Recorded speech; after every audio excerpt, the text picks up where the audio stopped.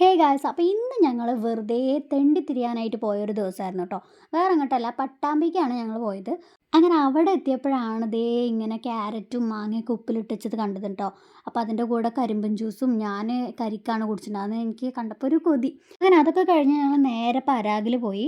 പരാഗിൽ ഞാനൊരു മെറ്റീരിയൽ നോക്കാൻ വേണ്ടി പോയതാണ് കേട്ടോ. പക്ഷേ എനിക്കുള്ള മെറ്റീരിയൽ മാത്രം കിട്ടിയില്ല. അങ്ങനെ അതിൻ്റെ വിഷമം തീർക്കാൻ വേണ്ടി ഞങ്ങൾ മന്തി കഴിക്കാൻ വേണ്ടി കയറി. നമുക്ക് എത്ര വിഷമം ഉണ്ടെങ്കിലും ഒരു മന്തി കിട്ടിക്കഴിഞ്ഞാൽ ഹാപ്പി ആവാത്തവരാരുണ്ടാവുക? ഞാൻ അങ്ങനത്തെ ഒരു കൂട്ടത്തിൽ പെട്ട ആളാണ് കേട്ടോ. എനിക്ക് എന്ത് വിഷമം ഉണ്ടെങ്കിലും എനിക്ക് മന്തി മേടിച്ചു തന്നു കഴിഞ്ഞാൽ ഞാൻ ഹാപ്പിയാണ്. അങ്ങനെ ഞങ്ങൾ എല്ലാവരും കൂടെ മന്തിയൊക്കെ കഴിച്ച് കളിയും ചിരി വർത്താനമൊക്കെ ആയിട്ട് ഞങ്ങൾ കൂടിക്കഴിഞ്ഞാൽ പിന്നെ വർത്താനത്തിനൊരു ഫുൾ സ്റ്റോപ്പ് ഉണ്ടാവില്ല. ഫുൾ വർത്താനം കളിയും ചിരിയായിരിക്കും. ഞങ്ങൾക്ക് വർത്താനം പറയാൻ ടോപ്പിക് ഇല്ലാത്ത സിറ്റുവേഷനേ ഉണ്ടാവാറില്ല കേട്ടോ. ഒന്ന് കഴിഞ്ഞാൽ ഒന്ന് അങ്ങനെ വന്നുകൊണ്ടേയിരിക്കും. അങ്ങനെ സംസാരിച്ചുകൊണ്ടേയിരിക്കുന്ന ഒരാൾക്കാരാണ്. എല്ലാവർക്കും കുറേ കഥകൾ പറയാനുണ്ടാവും. അങ്ങനെ ഞങ്ങളുടെ എല്ലാവരുടെയും കഥ പറച്ചിലും ഒക്കെ കഴിഞ്ഞ് ഫുഡൊക്കെ കഴിച്ച് വരുമ്പോഴേക്കും ഒരു നേരമായിട്ടുണ്ടായിരുന്നു കേട്ടോ. അത് കഴിഞ്ഞ് കുറച്ച് ഫോട്ടോസും വീഡിയോസൊക്കെ എടുത്തിട്ട് ഞങ്ങൾ പിന്നെ അവിടെ നിന്ന് ഇറങ്ങിയിട്ടുണ്ടായിരുന്നു. പിന്നെ മന്തി കഴിച്ച് ക്ഷീണം മാറ്റാൻ വേണ്ടി ഞങ്ങൾ പോയിട്ടുണ്ടായിരുന്നത് സ്റ്റുഡിയോയിലേക്കായിരുന്നു കേട്ടോ. വെറുതെ കണ്ടപ്പോൾ ഞങ്ങൾ വെറുതെ കയറിയതാണ്. കളക്ഷൻസൊക്കെ ഉണ്ടോ എന്ന് നോക്കാൻ വേണ്ടിയിട്ടൊക്കെ ഒന്ന് കയറിയതായിരുന്നു കേട്ടോ.